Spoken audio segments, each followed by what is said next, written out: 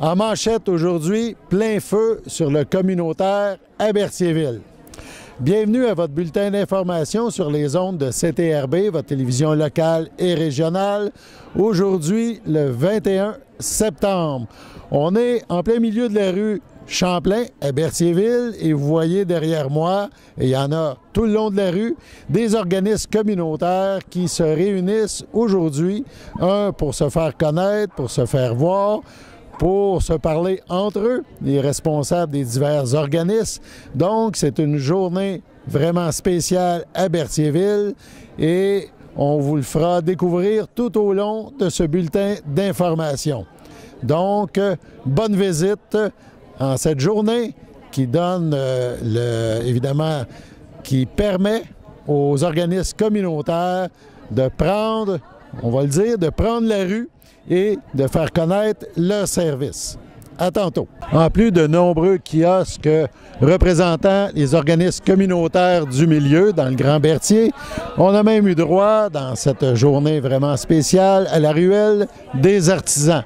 Plusieurs artisans sont venus nous présenter leurs œuvres et discuter avec les gens qui circulaient rue Champlain, donc dans le cadre de l'activité porte ouverte sur le communautaire. Je suis accompagnée de Solange Touga, qui est une des représentantes de la table Alliance d'unité.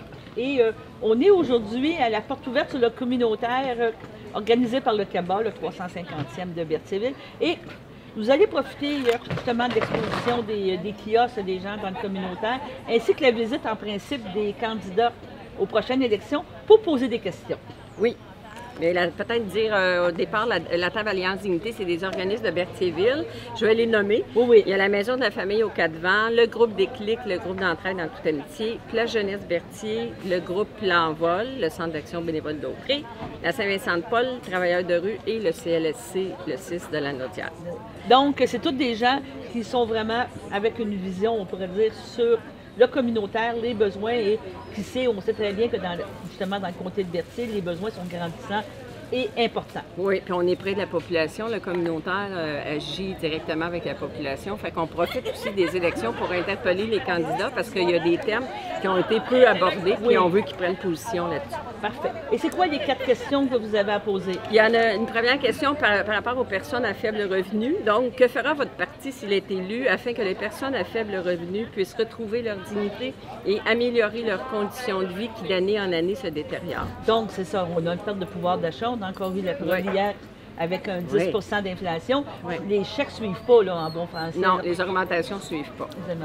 Il y a un autre thème qui est le logement. On le sait, le logement, c'est une problématique dans beaucoup de régions du Québec. Que fera votre parti s'il est élu afin que des personnes seules, des familles, puissent avoir accès à un logement décent, à coût abordable et surtout afin qu'elles puissent demeurer dans notre milieu? C'est ça. Parce qu'encore là, c'est une autre problématique. On en a parlé dans différentes rencontres et on parle justement des cas de violence conjugale, des cas de séparation, puis tout ça.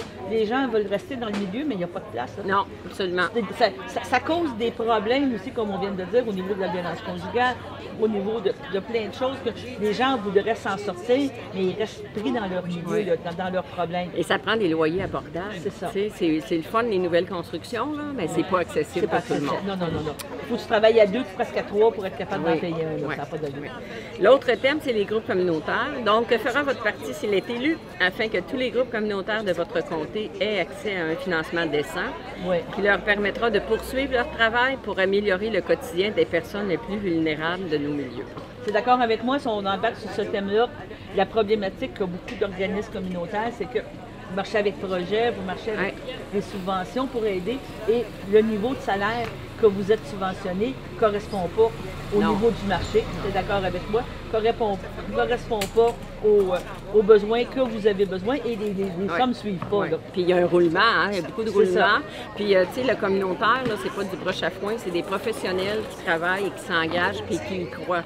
Fait qu'il faut que le gouvernement tienne compte de ça. Comme disait Hugo, par le passé, quelqu'un qui sortait, par exemple, de l'université ou qui avait des formations, passait par le communautaire pour monter plus haut. Mais là, aujourd'hui, ils s'en vont directement ou ils viennent une journée, puis en bon français, ils sacent le camp. Parce que les conditions ne sont pas toujours favorables pour demeurer. Il faut être passionné. Oui.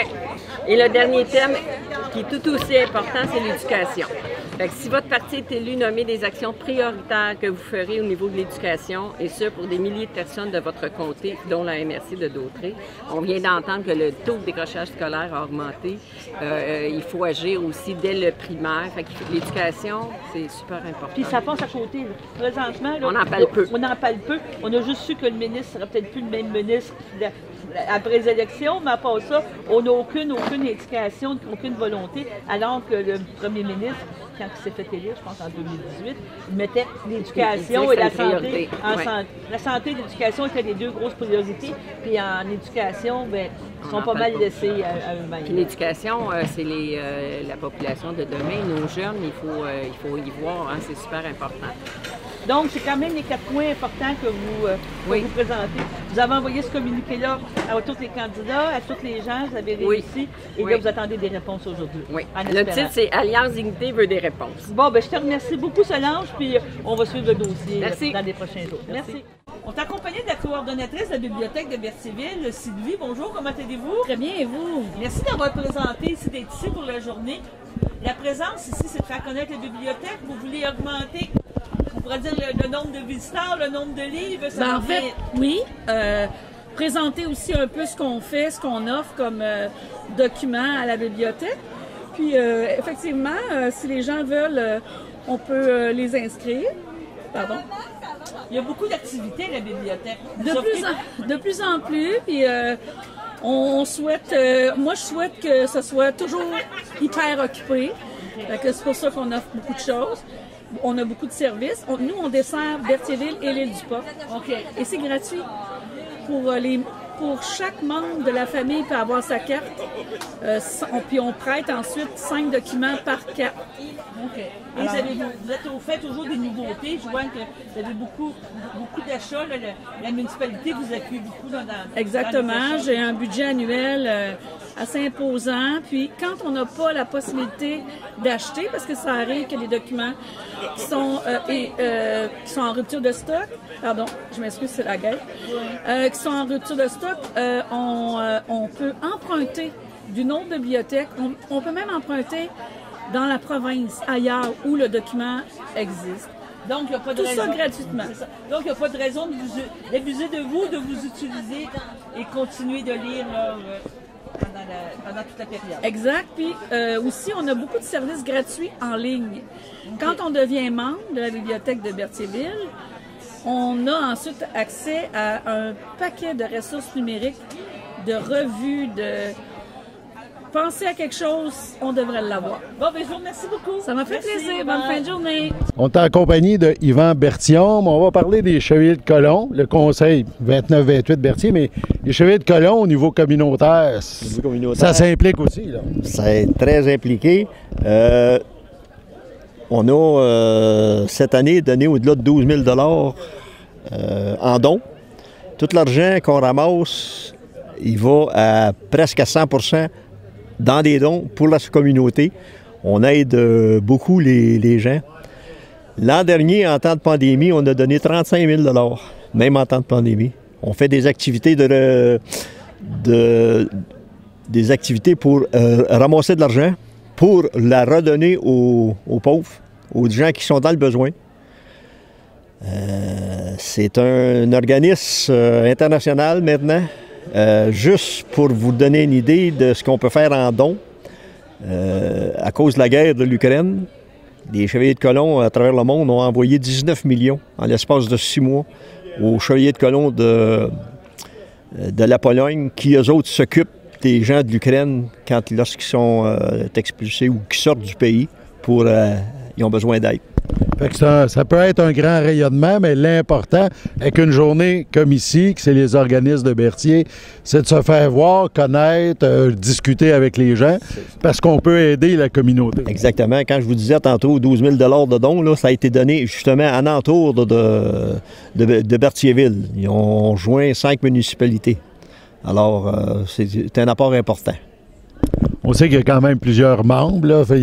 Ça touche, évidemment, les Chevaliers de Colomb, le conseil 29-28, c'est depuis des années et des années. Fait que c'est une entraide. Dans le fond, c'est un groupe d'entraide pour la communauté, mais ça existe depuis longtemps. Fait que je pense que c'est important pour Berthier. Ça existe depuis 140 ans. Pour être chevalier de colon, on demande d'être un homme catholique, 18 ans et plus, et puis avoir une bonne volonté. Puis lorsque je dis catholique, c'est pas d'aller à la messe à tous les dimanches, puis de fournir de l'argent à l'Église, là. C'est de faire une bonne vie en tant que père de famille, en tant qu'homme, puis aider la population. C'est ce qu'on demande. On vous souhaite une bonne continuité. Merci. Merci beaucoup. Là, on est avec la Maison des aînés de Lavaltrie. C'est quoi la Maison des aînés? C'est pas un RPA, là. C'est un organisme qui offre des services, c'est bien ça? Oui, c'est un lieu de rencontre, en fait, où on a une programmation d'activités. On va briser l'isolement. Ça, c'est notre mission première, mais on veut aussi outiller les gens. On veut leur offrir le plus de soutien possible face aux obstacles dans le vieillissement. Fait qu'on fait des ateliers, des conférences, des activités de mise en forme. On essaie de vraiment toucher un peu à tout, je dirais, là, pour essayer d'attirer les intérêts de tous et chacun au niveau des aînés. OK. Vous êtes situé où exactement? On est au 120 rue Saint-Antoine à Lavaltrie. On est juste sur le bord du fleuve. Ah, OK. Donc, avec une belle vue sur le fleuve en plus. Une belle vue sur le fleuve. Et votre clientèle, c'est Lavaltrie? Nous, c'est Lavaltrie, un peu de la Nord-Est Saint-Sulpice. Okay. Donc, les gens peuvent se joindre à nous. Et c'est 50 ans et plus. Ah, parfait. Je vous remercie. Merci. On est en compagnie dans le cadre de cette activité porte ouverte sur le communautaire avec le maire de Berthierville, M. Perrault. Peut-être un petit mot. Évidemment, on sait que c'est important le communautaire, mais pour vous, c'est quoi le communautaire? Bien, le communautaire, c'est le vivre ensemble, c'est de s'occuper de chaque personne de la communauté. Peu importe le type de besoin, peu importe le type de service, il y a toujours quelqu'un à quelque part qui a besoin d'être soutenu, a besoin de peut-être d'avoir un conseil, a besoin d'avoir une orientation, a besoin d'être entouré. Puis le communautaire, là, on est en face du CABA, qui est le centre d'action bénévole, qui offre une multitude de services. Je pense que pour Berthierville, ça fait partie de l'ADN. Puis il ne faut pas oublier non plus que c'est pas juste Berthierville. Hein? C'est Berthier, ça rayonne jusqu'à Lavaltrie, la Noret, Saint-Barthélemy, les îles. Donc, d'avoir ce regroupement-là aujourd'hui, c'est plaisant. Puis ça me fait découvrir en plus certains services que j'avais pas eu le temps certains organismes que j'avais pas eu le temps de rencontrer encore. Il y a des artisans aussi. Donc, je pense que ça, c'est le genre d'activité, des petites ruelles comme ça, là, où tout le monde se rassemble. Je pense que ça fait comme un petit peu un rapprochement puis un attachement à la communauté. Donc, moi, je trouve que c'est super intéressant. Dans un contexte économique pas facile, en tout cas moins facile qu'il y a quelques mois ou avant la pandémie, je pense que ces organismes-là ont encore un plus grand rôle à jouer. Oui, qu'on fasse juste penser à l'épicerie, au prix des denrées, peu importe là, que ce soit dans les boutiques, les vêtements. Je pense que ça prend de plus en plus, justement, ce genre de service-là. Il ne faut pas non plus penser que c'est toujours ce genre de service-là qui va nous aider. Nous, comme municipalité, on doit se préoccuper aussi. On parle beaucoup de logement, c'est ainsi. Je parle en toute amitié, j'ai parlé avec certains organismes. J'ai rencontré la semaine passée directeur de Société d'habitation du Québec. Donc, le contexte n'est pas facile, puis je pense que de voir justement ce regroupement-là, puis de voir tous les services qu'on a à Berthier. Vous savez qu'il y a des communautés, il y a des endroits où ils n'en ont pas autant de services. Nous, comme on est une ville de centralité, puis ça fait que tous les organismes sont ici.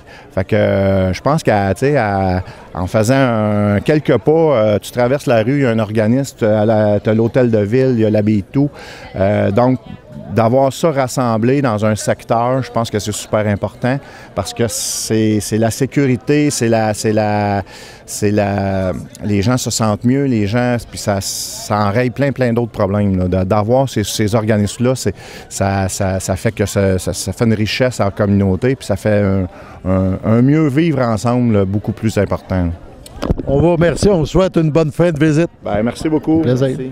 Je suis en compagnie de Karine Saucier. Karine Saucier, et tu es à la MRC en la gestion de l'environnement, c'est bien ça? Oui, à la gestion des matières résiduelles. En fait, je suis éco-conseillère pour la MRC de Dautrey et agente de communication pour la gestion des matières résiduelles. Donc, tu es ici pour inciter encore les gens à faire encore plus de recyclage, de compostage? Là? Ben oui, en fait, là, je suis ici pour donner des informations aux gens, les sensibiliser, puis répondre à leurs questions. S'ils ont des questionnements à savoir qu'est-ce qui va dans quel bac, où je peux me débarrasser d'une télé, je suis ici pour répondre à ces questions-là. Les sensibiliser, puis le but étant de détourner de l'enfouissement le plus possible, de trouver des voies de valorisation pour les matières résiduelles qu'on pourrait générer. C'est ça. Et on voit qu'il y a beaucoup de choses là, que tu parles. Là. Oui! Aujourd'hui, tu as un dîner, mais je pense qu'ils sont quand même bons. Hein? Ils ont mis quand même beaucoup de choses compostables. Ben, c'est très bon. Moi, de ce que je vois là, tout ça pourrait être mis dans le bac brun. Les ustensiles, j'ai pas regardé encore le mien, mais de ce qu'on voit là, sont vraiment très bons. Il y a un gros effort qui est fait au niveau du centre d'action bénévole ici pour utiliser des plats qui sont compostables.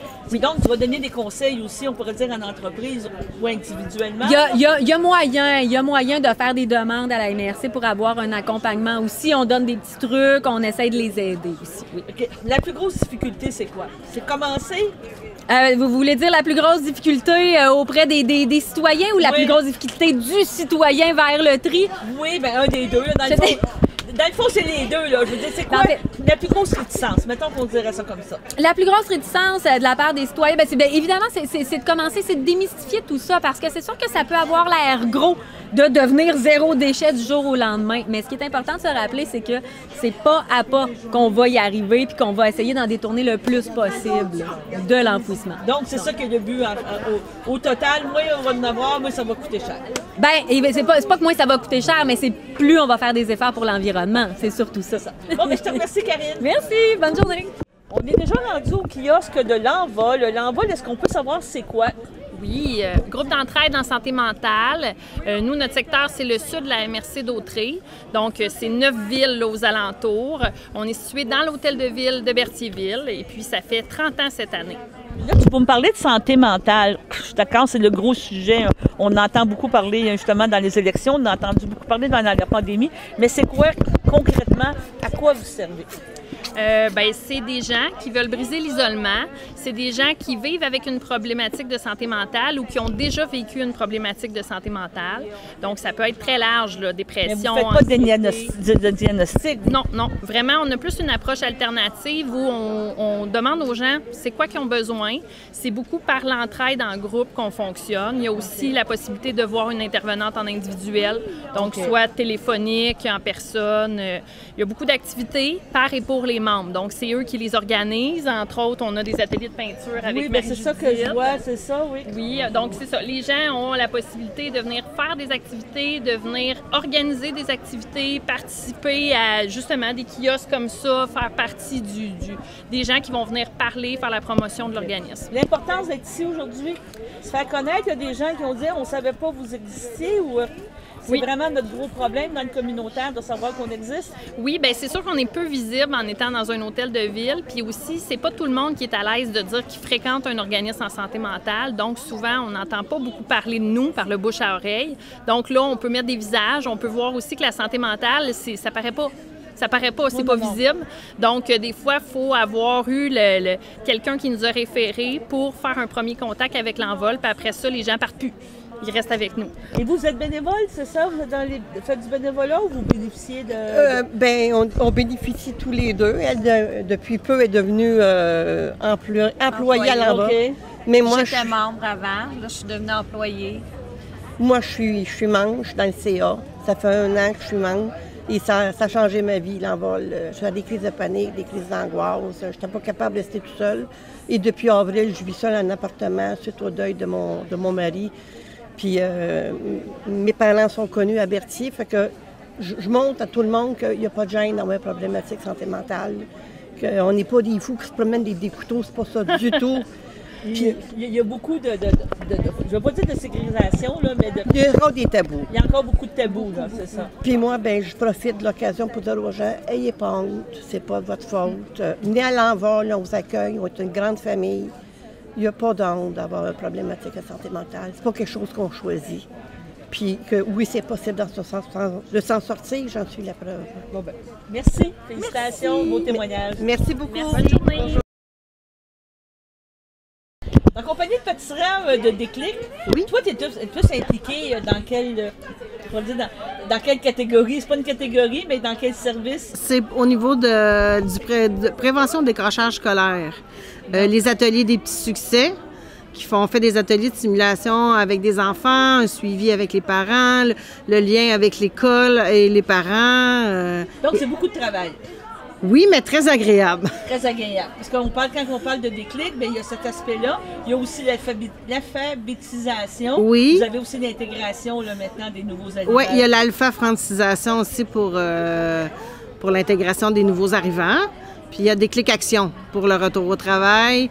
C'est un programme de retour au travail où on fait un CV, c'est personnalisé, ça peut être un retour au travail, un retour aux études, il y a des stages en entreprise qui peuvent être faits, un travail personnel. Et là, c'est important d'être ici aujourd'hui, hein, de se faire connaître, parce qu'il y a encore des gens qui ne vous connaissent pas. Oui, il y en a plein tantôt qui nous connaissaient pas, avaient déjà entendu parler de Déclic, mais savaient pas nécessairement les services qu'on offrait. C'est très bien, félicitations. Merci. Aujourd'hui, c'est la journée de porte ouverte sur le communautaire. On entend parler justement des aidants naturels. C'est important d'être ici aujourd'hui? C'est très important d'être ici, principalement parce que la plupart des proches aidants ne savent même pas qu'ils sont proches aidants. Alors nous, on veut être ici pour justement informer les gens, les faire découvrir un peu c'est quoi la réalité d'une personne proche aidante et les aider à se reconnaître justement. Le réseau offre des services d'accompagnement, mais des services aussi. On a des services, oui, d'accompagnement. On a toutes sortes de conférences, des activités, des cafés-rencontres, des soupers-rencontres. Puis on a bien sûr, comme vous disiez, l'accompagnement, les gens qui peuvent nous contacter pour obtenir de l'information sur les services, les ressources et bien sûr, tout simplement de l'écoute. Avez-vous, je pourrais dire, un peu comptabilisé le nombre d'aidants justement? C'est dur à chiffrer, honnêtement, mais c'est un gros chiffre. Je pense que la dernière année, le chiffre exact, c'était 437 interventions pendant l'année de 30 minutes en moyenne. Donc, c'est quand même beaucoup d'interventions sur un Et vous couvrez quelle région? Nous, c'est toute la MRC de Dautré. Tout au complet. Exactement. Exactement. Puis on a 3 bureaux, un à Berthierville, notre principal, un à Lavaltrie, puis un à Saint-Gabriel, pour répondre partout. Merci, bonne continuité. Merci à vous. On est aujourd'hui avec la journée porte ouverte sur le communautaire et on pourrait dire naturellement, tout au long des candidats viennent nous voir un petit peu pour présenter leurs hommages aux organismes communautaires. Mais Amélie, tu es de la place. Je veux savoir l'importance du communautaire. Je pense que ça fait longtemps que tu le sais parce que tu as travaillé beaucoup aussi dans ces organismes-là. Mais de voir le nombre de personnes ici, de voir le nombre d'organismes, qu'est-ce que ça t'amène comme feeling ici? Bien, ce que j'aime de cette journée-là, c'est de voir la solidarité entre tous les organismes communautaires de la région. C'est de voir à quel point le communautaire est vivant ici dans Berthier, puis dans la région surtout de Berthierville et les environs. J'ai rencontré beaucoup d'organismes communautaires à date dans ma campagne. Puis nous, à Québec solidaire, bien, il y a beaucoup de monde dans nos candidats, dans nos équipes qui travaillent dans le milieu communautaire. On sait c'est quoi les besoins qu'ils ont. Donc, notre cadre financier, notre projet de société est monté de telle sorte qu'on ne laisse plus les gens du communautaire les bras vides. On va les soutenir parce qu'ils accomplissent une mission qui est essentielle. Puis, tous les gens qui passent dans les cracks de notre système public, bien, c'est le communautaire qui les réchappe. Fait que le communautaire, c'est un pilier de notre société. Il faut aussi réinvestir plus dans nos services publics, évidemment, pour que ça tombe moins dans les cracks et qu'il y en ait moins sur les bras des organismes communautaires. Mais il faut augmenter le financement des organismes communautaires à la mission. Québec solidaire, c'est le seul parti qui dit ça depuis sa fondation. Nous, c'est une priorité d'augmenter le PESOC. Donc, c'est sûr qu'on va faire ça dans les 4 prochaines années d'un gouvernement solidaire. Donc, moi, je suis venue témoigner aujourd'hui de ma présence pour les organismes du coin.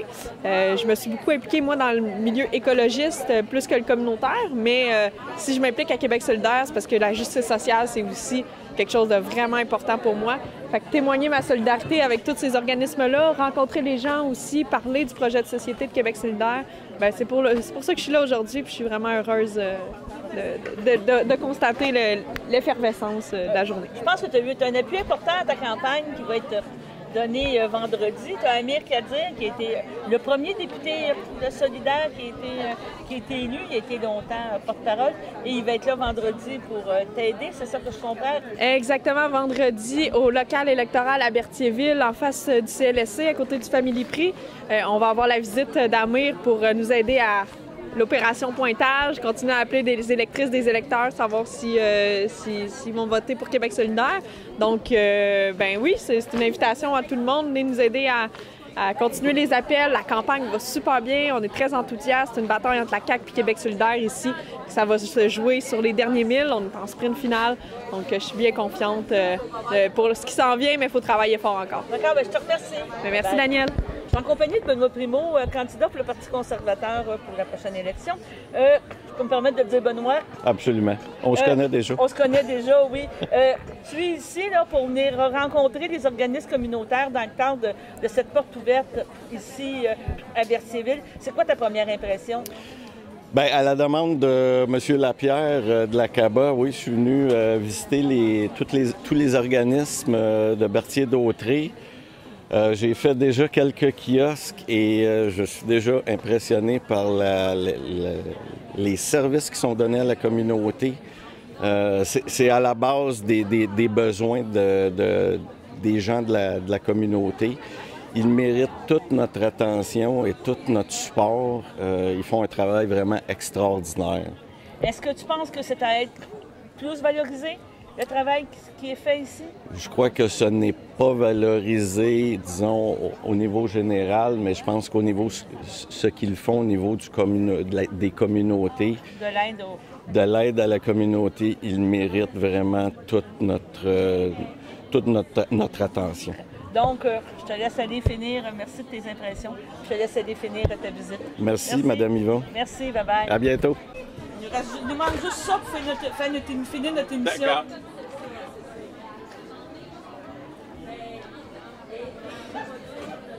Parce qu'il faut qu'il mette juste du noir en arrière. OK. Parce que le vert est trop fond. Parce que là, on va mettre une image de météo. D'accord. Tes affaires, tu vas voir, c'est un mur vert. Ben, c'est ça. Tu pourrais faire ça si tu veux. Ah, c'est très drôle. On va te le montrer. Es-tu prête, Will? Oui. On peut y aller? Oui. OK. 3, 2, 1. Alors, bien le bonjour, bien le bonsoir, mesdames, mesdemoiselles, messieurs les autres. Christian Paquin-Coutu du Centre d'action bénévole Dautré, qui est votre Miss Météo invitée du jour. Donc, aujourd'hui, c'était notre journée de porte ouverte sur le communautaire. On s'était gardé le beau temps, donc pas des nuages, mais pas de pluie. Donc, ça, on était très chanceux. Cependant, les journées qui viennent, on a laissé la pluie pour ces journées-là. Donc, mercredi soir, on nous annonce 16 degrés avec 90% de chance de précipitation. Donc, 1 à 3 mm de pluie. Dans la nuit de mercredi à jeudi, faible pluie avec un 17 degrés. Jeudi matin, quelques averses avec 16 degrés et 1 mm de pluie à peu près. Donc jeudi après-midi, risque d'averses toujours avec encore une fois un beau 17 degrés. Et jeudi soir, ça va redevenir un peu frais. Donc on nous annonce 11 degrés et la pluie devrait cesser à ce moment-là. Donc merci à tous d'avoir été présents. Bonne journée. C'est bon ça? Oui. Toujours en direct de la rue Champlain à Berthierville, où se tient et se tenait aujourd'hui des portes ouvertes sur le milieu communautaire. Donc plein d'organismes, des différents organismes de la région étaient ici pour présenter leurs services, pour discuter entre eux, pour se faire connaître aussi. Donc, une journée vraiment spéciale pour Berthierville et les alentours. Cette journée qui met en vedette les bénévoles et les organismes là, du milieu communautaire. Donc, je pense que c'est une belle source de fierté pour notre communauté. C'était Alain Bellumeur et l'équipe de CTRB en direct de la rue Champlain aujourd'hui qui vous ont présenté le bulletin d'information en ce 21 septembre. On se revoit demain. À bientôt.